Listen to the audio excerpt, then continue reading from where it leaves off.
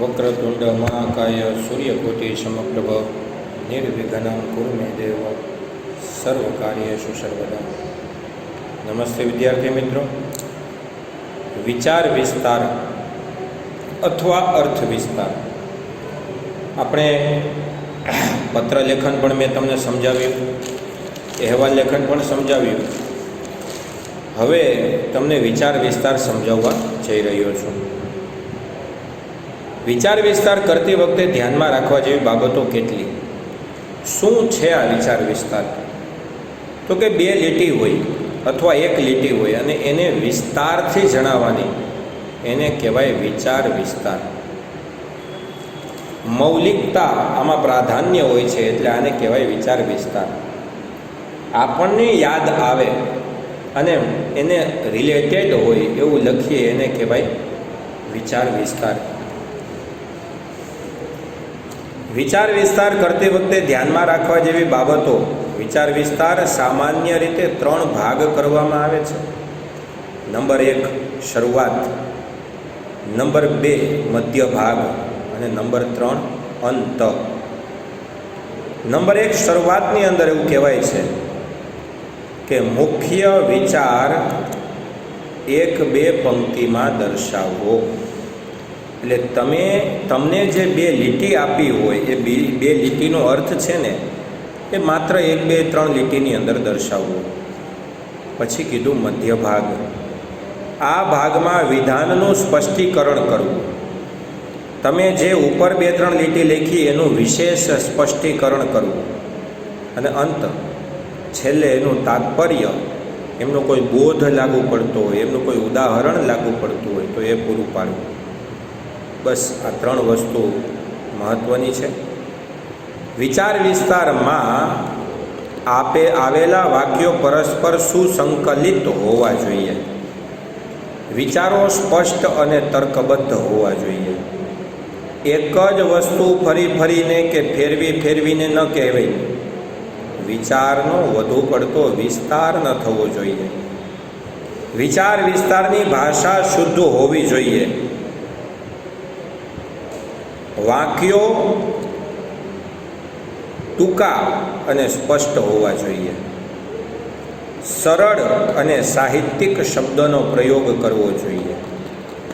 સુયોગ્ય સ્થળે રૂઢિપ્રયોગો વાપરવા જોઈએ. વિરામ ચિહ્નનો અને જોડણી પ્રત્યે પૂરતું ધ્યાન આપવું જોઈએ. વિચાર વિસ્તાર કર્યા પછી તેને એકવાર પાછો વાંચવો જોઈએ. આ છે વિચાર વિસ્તાર. ચાલો સમજીએ. પહેલો વિચાર વિસ્તાર નવનીતની અંદર મારી સામે છે, પેજ નંબર 128. એમાં આપ્યું છે કે ન્યાય નીતિ સહુ ગરીબ ને મોટા ને સહુ માપ, વાઘે માર્યો માનવી એમાં શો ઇન્સાફ. કવિએ આ પંક્તિઓ દ્વારા સામાજિક વિષમતાને વેધકતાથી રજૂ કરી છે. સામાજિક અલગતાપણું જે છે, ખરેખર અત્યારે પણ એ જ વસ્તુ છે.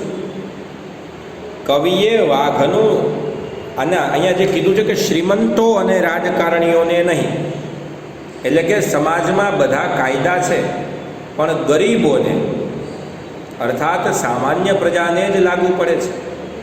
શ્રીમંતો કે રાજકારણીઓને લાગુ પડતા નથી એવી અહીંયા વાત કરવામાં આવેલી છે. કવિએ આ પંક્તિ દ્વારા વાઘનું દ્રષ્ટાંત આપીને આપણા સમાજની વિષમતા ખુલ્લી પાડી છે. ઘેટા બકરા જેવી ગરીબ પ્રજાથી કોઈ ગુનો થાય તો તેને જેલમાં પૂરી દેવામાં આવે છે. હા, અત્યારે એવું જ છે. કોઈ પણ વ્યક્તિ કોઈ પણ કાળે સરકારની સામે આંગળી ચીંધે કે તમે આ ભૂલ કરી તો બીજો બિચારો સીધો જેલમાં. કોઈ જગ્યાએ કોઈ રોડ રસ્તાના વાંધા ઉઠાવે તો બિચારો સીધો જેલમાં. પૈસા બધાયને વહાલા છે, પૈસાને પરમેશ્વર કર્યો છે. માણસની અંદર રહેલા પરમેશ્વરને કોઈ જોતું નથી. હમણાં તો ન્યૂઝપેપરમાં જોયું, રાજકારણીઓની રેલી નીકળી અને ગણપતિ બાપાને પરિવાર સાથે જેલમાં પૂરી દીધા. બોલો, એટલે છાપામાં મેં તો વાંચ્યું છે, જોયું નથી પણ વાંચેલું હોય એનો અર્થ એવો છે કે કોઈએ જોયું હશે ત્યારે જ લખ્યું હશે, છાપ્યું હશે.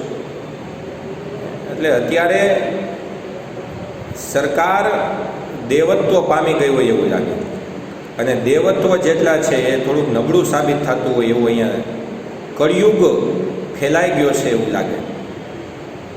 કવિએ વાઘનું દ્રષ્ટાંત આપીને આપણા સમાજની વિષમતાને ખુલ્લી મૂકી છે અને કીધું છે કે ઘેટા બકરા જેવી ગરીબ પ્રજાથી કદાચ કોઈ અપરાધ થાય તો તેને જેલમાં પૂરી દેવામાં આવે છે કે ફાંસીએ લટકાવી દેવામાં આવે છે. પણ વાઘ જેવા શ્રીમંતો, રાજકારણીઓ કે એના સ્વજનો કોઈ ગુનો કરે, અપરાધ કરે તો તેને છાવરવામાં આવે છે. છાવરવું એટલે એને સંતાડવામાં આવે છે, એને માફ કરવામાં આવે છે. કોઈ રાજકારણીના દીકરા હોય અથવા કોઈ રાજકારણી હોય અથવા કોઈ મોટો પૈસાદાર હોય, જો એનાથી કોઈ ભૂલ, ભયંકર ભૂલ થઈ જાય તો એને માફ કરી દેવામાં આવે છે. કેમ કે સામેવાળા વ્યક્તિના મોઢામાં પૈસાના બંડલો ભરી દેવામાં આવે છે. ગરીબ પ્રજા ક્યાં જશે?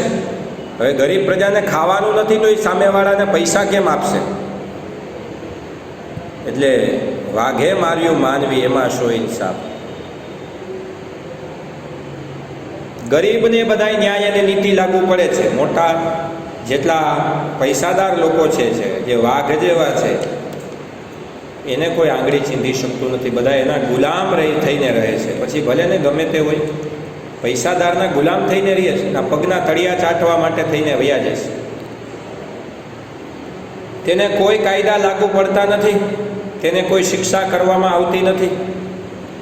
ઉલટું એમની વિરુદ્ધ બોલનાર પર ખોટું આડ ચડાવીને બદનામ કરાવવામાં આવે છે. હમણાં જ આવા 2-3 વિડીયો બહાર પડ્યા હતા ને, કે ભૂલ સામેવાળાની હોય એને ભોગવવી પડે નિર્દોષે. ભૂલ દોષીની, ભોગવવી નિર્દોષે. ઉલટું એમની વિરુદ્ધ બોલનાર ઉપર ખોટું આડ એટલે આરોપ નાખી દેવામાં આવે છે અને બદનામ કરવામાં આવે છે. સંત તુલસીદાસજીએ તો કીધું છે, સમર્થકો નહીં દોષ ગોસાઈ. શક્તિશાળીની અંદર કોઈ દોષ હોય જ નહીં. તેમને હાથ લગાડવાનો નહીં કે એની સામે આંગળી પણ ચીંધવાની નહીં. તેઓ પ્રજાને છેતરે, ભ્રષ્ટાચાર કરે, ખૂનામરકી કરે કે બળાત્કાર કરે તો પણ પોતાની સંપત્તિ અને સત્તાના જોરે તેઓ નિર્દોષ ઉપર જ પુરવાર થાય છે. ગુનો એ ગુનો છે ને એ ગુનો સામાન્ય પ્રજા કરે, શ્રીમંત કરે કે રાજકારણી કરે, ન્યાય સૌને માટે સરખો હોવો જોઈએ. પણ સમાજમાં સૌને સરખો ન્યાય મળતો નથી. તકલીફ ક્યાં છે? કવિએ ઉપરયુક્ત પંક્તિઓમાં સમાજની વિષમતા અને ન્યાયની પોકળતાને વધુ વેધક કટાક્ષ કર્યો છે. બહુ સારું સમજાવ્યું અહીંયા કવિએ. ખૂબ સારા ઉદાહરણો પાથર્યા છે. બીજો વિચાર વિસ્તાર સમજાવું છું તમને કે પુરુષાર્થ વિના પ્રારબ્ધ પાંગળું છે. આ પંક્તિમાં કવિએ પુરુષાર્થનું મહત્વ દર્શાવ્યું છે. પુરુષાર્થ એટલે મહેનત. આ જગતમાં કેટલાક મનુષ્યો કેવળ નસીબ ઉપર જ આધાર રાખીને નિષ્ક્રિય બેસી રહે છે. ઘણા બધા મનુષ્ય છે, ઘણા બધા લોકો છે. બીજો વિચાર વિસ્તાર ચાલુ થયો છે, જેનું ટાઇટલ છે પુરુષાર્થ વિના પ્રારબ્ધ પાંગળું. પ્રારબ્ધ એટલે ભાગ્ય, નસીબ. મહેનત ન કરો એટલે આપણો નસીબ આપણો સાથ આપે નહીં. ઘણા નસીબને જોરે બેઠા રહેતા હોય પણ એનું કંઈ કામ ન થાય ભાઈ. કવિએ પુરુષાર્થનું મહત્વ સમજાવ્યું છે. આ જગતમાં કેટલા મનુષ્ય કેવળ ને કેવળ નસીબ ઉપર આધાર રાખીને નિષ્ક્રિય બેસી રહે છે. સુખ, વૈભવ, કંચન અને કીર્તિ નસીબમાં હશે તો જ મળશે એવો એમને દ્રઢ વિશ્વાસ હોય છે. પણ જ્યારે આ બધું તેમને મળતું નથી ત્યારે તેઓ નસીબને દોષ દે છે. વાસ્તવમાં પુરુષાર્થ ન કરનારાનો નસીબ પણ નિષ્ક્રિય જ રહે છે. મહેનત ન કરો એટલે તમારું નસીબ છે એ પાંગળું છે, આંધળું છે. જ્યારે પુરુષાર્થીનું નસીબ સક્રિય હોય છે, પુરુષાર્થી હોય ને પુરુષાર્થ ન કરનાર, પુરુષાર્થ પુરુષાર્થ પુરુષાર્થ બોલું છું એનો મતલબ છે મહેનત. મહેનત નથી જે કરતું, એનું નસીબ આંધળું છે, એનું નસીબ કામ ન લાગે. જ્યારે પુરુષાર્થી જ્યારે મહેનતી હોય એનું નસીબ સક્રિય હોય, મહેનત કરવાવાળાનું નસીબ છે ને કામ કરતું. સિંહ પણ શિકાર માટે પ્રયત્ન ન કરે તો કોઈ પશુ પોતાની મેળે જ તેના મોઢામાં આવી પડતું નથી. નહીં સુપ્તસ્ય સિંહસ્ય પ્રવિશંતિ મુખે મૃગા. સુપ્તસ્ય સિંહસ્ય, સૂતેલા સિંહના મુખા એટલે મોઢાની અંદર ન પ્રવિશંતિ મૃગ, હરણ એમનેમ પ્રવેશ કરે નહીં. ઉદ્યમે નહીં સિદ્ધ્યંતિ કાર્યાણી ન મનોરથે. ઉદ્યમથી મહેનતથી કાર્ય કરવું પડે. મનના ઘોડા ખાલી દોડાવે કાંઈ થાય નહીં મારા વાલા. સિંહ પણ શિકાર માટે પ્રયત્ન ન કરે તો કોઈ પશુ પોતાની મેળે જેના મોઢામાં આવી પડતું નથી. ફરે તે ચરે ને બાંધ્યો ભૂખે મરે, કહેવત છે. એ કહેવત પણ પુરુષાર્થનું સમર્થન કરે છે.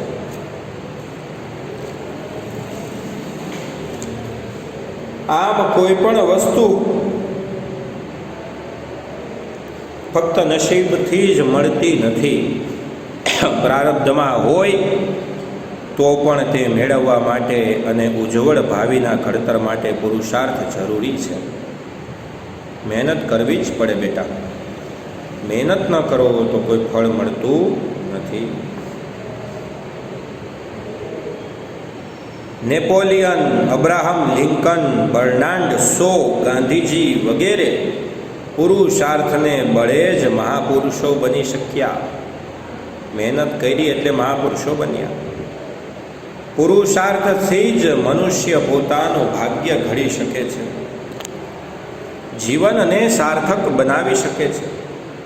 પુરુષાર્થ વિના પ્રારબ્ધ પર આધાર રાખનારની દશા કેવી થાય છે તે નીચેના પદ્યમાં દર્શાવ્યું છે. લખ્યું છે આમાં, પુરુષાર્થ તજી જે અવલંબે માત્ર દૈવને. દૈવ એટલે ભાગ્ય. પુરુષાર્થનો ત્યાગ કરીને માત્ર ને માત્ર જે ભાગ્યને પૂજા કરે છે, ભાગ્યની પાછળ દોડે છે, ભાગ્યના ટેકે ચાલે છે, મહેલના સિંહ સા તેને માથે બેસે છે કાગડા. એને એ સિંહ જેવી જિંદગી જીવી ન શકે, મહેનત ન કરનારા મહેલ બનાવી ન શકે, માત્ર એને માથે કાગડા બેસે, બીજું કાંઈ થાય નહીં. પછી કીધું દીકરા, ત્રીજો વિચાર વિસ્તાર. પહેલો ભણ્યા ન્યાય નીતિ, સહુ ગરીબને મોટાને સહુ માફ. વાઘે માર્યું માનવી એમાં શો ઇન્સાફ. બીજું ભણ્યા પુરુષાર્થ વિના પ્રારબ્ધ પાંગળું છે. ત્રીજું સમજાવું છું કે સફળતા જિંદગીની હસ્તરેખામાં નથી હોતી, ચણાયેલી ઇમારત એના નકશામાં નથી હોતી. સફળતા જિંદગીની એટલે આપણા જીવનમાં જો આપણે સફળતા મેળવવી હોય તો આપણા હાથની રેખાઓ ઉપર નથી. આ યાદ રાખજો.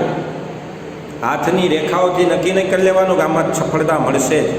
કદાચ સફળતા હાથની રેખાથી મળવાની હોય ને તો પણ પહેલો વિચાર, બીજો વિચાર વિસ્તાર યાદ રાખવાનો. મહેનત કરવી પડે, કરવી પડે, કરવી જ પડે. અને ચણાયેલી ઇમારત એના નકશામાં નથી હોતી. જે ઇમારત ઈંટો દ્વારા ચણવામાં આવે છે ને એ ઇમારત નકશામાં ન હોય. નકશામાં તો કંઈક વિચિત્ર જ હોય ને ચણાય કંઈ વિચિત્ર.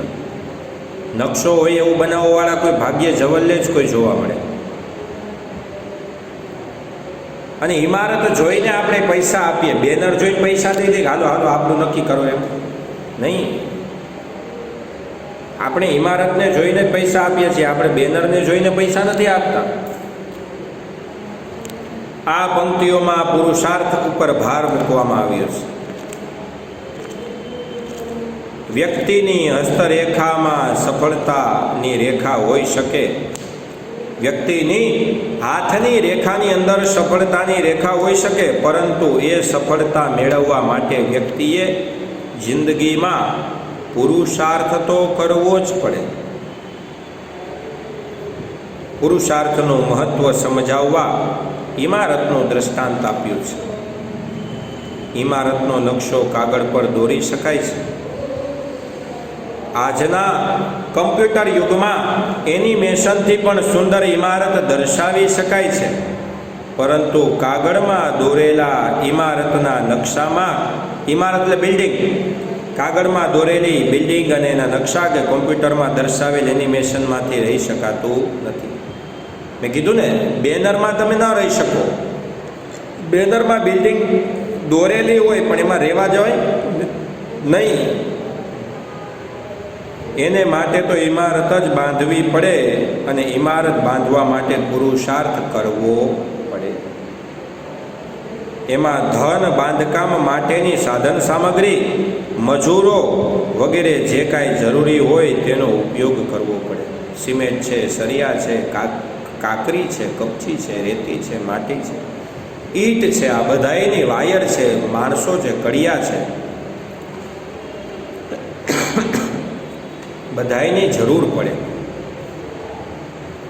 આમ જિંદગીમાં કોઈ પણ વસ્તુ મેળવવા માટે પુરુષાર્થ અત્યંત જરૂરી છે. ઉદ્યમથી જ કાર્યો સિદ્ધ થાય છે, મહેનતથી કાર્ય સિદ્ધ થાય છે. બેનર જોઈ અને તમે એમ ન કહી શકો, હાલે 50 લાખ હું આ બેનરમાં રહેવા જાઉં છું, જાઓ રહેવા, ઓલી બાજુ બહાર નીકળી જાઓ. એવું બને? હજી એક વિચાર વિસ્તાર બધા ભાઈઓ બહેનોને સમજાવી દઉં. સજ્જન કેરા સંગથી ટળે બધા પરિતાપ. પરિતાપ એટલે દુઃખો, સંતાપો, ચિંતાઓ બધી દૂર થઈ જાય. શીલ લાખ પર દાબતા ઉત્તમ ઉઠે છાપ. એક લાખ હોય એને સળગાવીને ઉપર સીલ મારવામાં આવે તો એ સીલની છાપ એની ઉપર ઉઠી જાય. પ્રસ્તુત પંક્તિઓમાં કવિએ સજ્જનના સંગનો મહિમા સમજાવવા માટે શીલ અને લાખનું દ્રષ્ટાંત આપ્યું છે. મોટા મોટા ટ્રાન્સપોર્ટેશનની અંદર જે વસ્તુ આવતી હોય એને સીલ મારવામાં આવે. લાખની લાકડી હોય પ્લાસ્ટિક જેવી, એને સળગાવીને પહેલાંને ચોંટાડવામાં આવે, માથે સીલ મારવામાં આવે. કવિ કહે છે કે સજ્જનના સંગથી આપણા બધા દુઃખોનો અંત આવે છે. સજ્જનના સંગથી આપણા બધા જ દુઃખોનો અંત આવે છે. જેમ લાખને ગરમ કરી તેના ઉપર મહોર મારવાથી તેની સુંદર છાપ ઉઠે છે, તેમ સજ્જનનો સંગ થતાં આપણું વ્યક્તિત્વ 16 કળાએ ખીલી ઉઠે છે. જેવો સંગ તેવો રંગ.